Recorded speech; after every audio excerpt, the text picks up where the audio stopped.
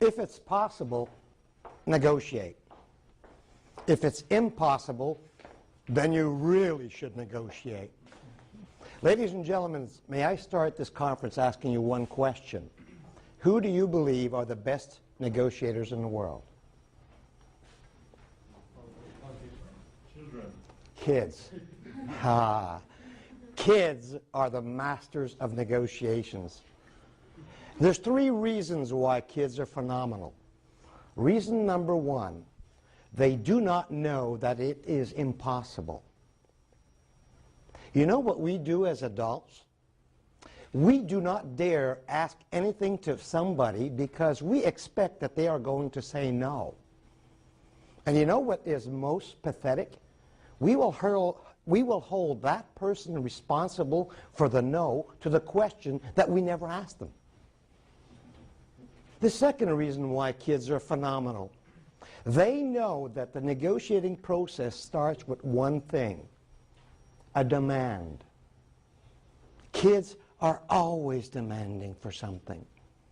We are our worst enemies in negotiations because 1 time out of 2 we'll say, I'm not going to ask him because he's going to say no. But kids, like fishermen, they always have their line in the water.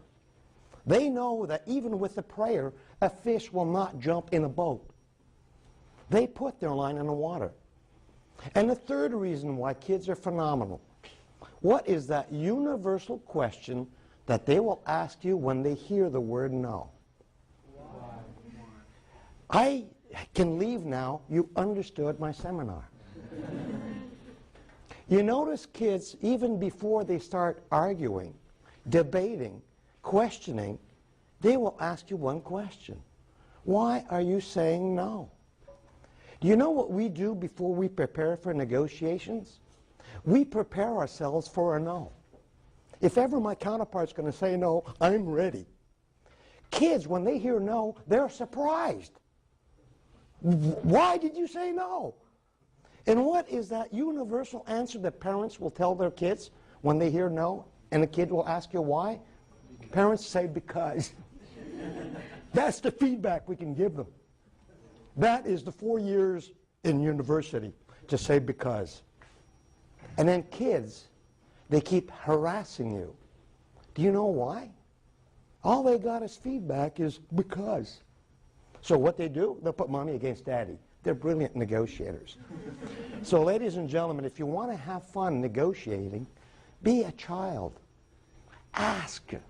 It's a game.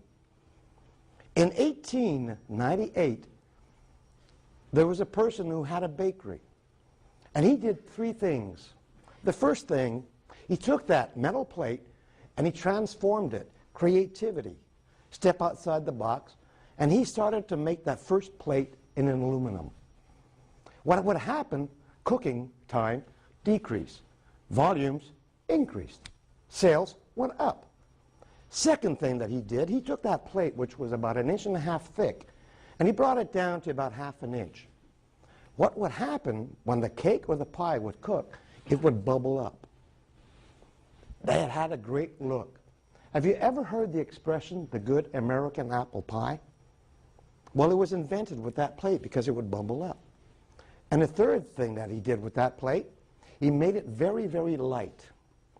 During lunchtime, the employees would leave the bakery. They would take that plate, and 2 people about 10 to 12 feet apart, they would throw the plate to each other.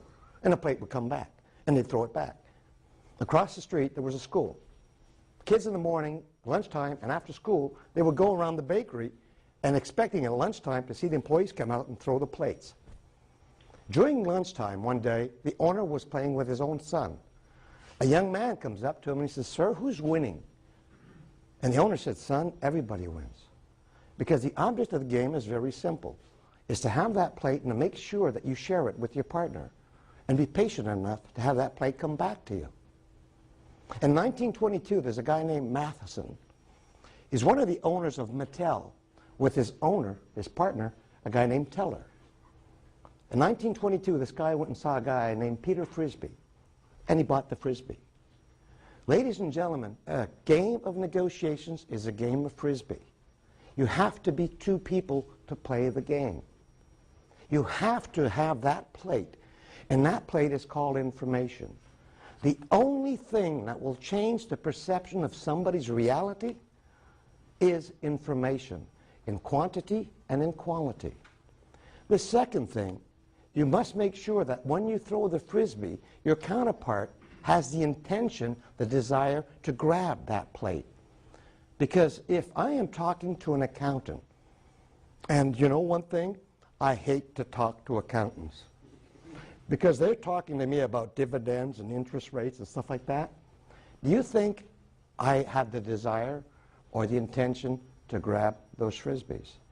I'm just going to do this, and I'm going to do this. You must send me information that I have the desire or the intention to hold on to. Ultimately, negotiations is trying to get a yes from two human beings. The word negotiations is a word that has been baffled for over 100 years. Because today, negotiations, we think that is only the elite can negotiate. Negotiations is a game of making sure that you get what you want. Yet negotiations is a Latin word which is called negotiam, which was first seen in the 15th century. Ciam means with pleasure. Nego means to share.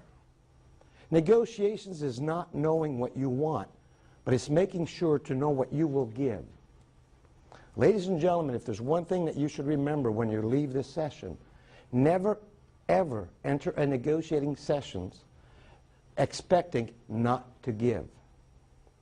And a professional negotiator always goes in a negotiating field knowing what he will give and what he wants in return.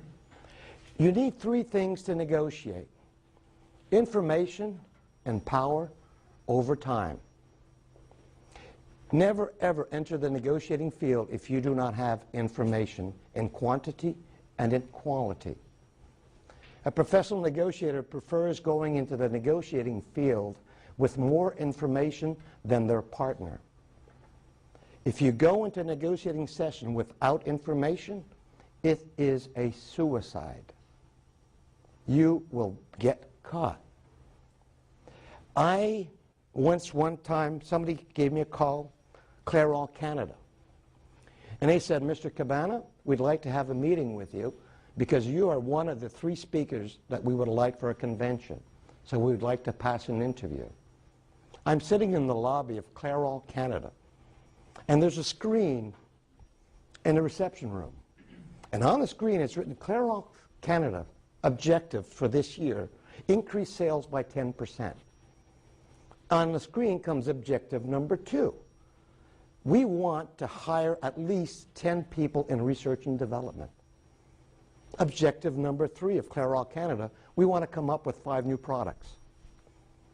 There's a person that comes and sees me at the reception and says, Mr. Cabana, thank you very much for your meeting. While we were walking towards the conference room, I said, can I ask you a question? He said, yes. I said, have you come up with your 5 products? And if so, what are they? He stops. He looks at me and says, man, you're informed. I just read the bloody thing. And he says, do you have another question? Yes. Did you hire your people in research and development? He says, you're really informed. I get into the conference room and there's 3 people sitting there. It was going to be a shotgun interview. Before we start the interview, this chap looks at his 3 partners and says, do you know what he asked me before we start? What are the 5 new products and did we hire the new people? The 3 guys look at me and they go, man, you're informed. He says, do you have any other questions? Yes. Did your sales go up by 10%? He says, you're the speaker we want because you know our business. I just read it. Negotiations is not about you. Negotiations is about your counterpart. People negotiate for 2 reasons. Secret number 1. Every negotiations you will ever get, it has to go through you. All you need to do is to answer one fundamental question. My counterpart already told you this morning. What do I sincerely and honestly want? If you do not answer that question before you enter the negotiating field, it is a waste of time. You must clearly know what you want before you go into the negotiating field. You need information, power, and time.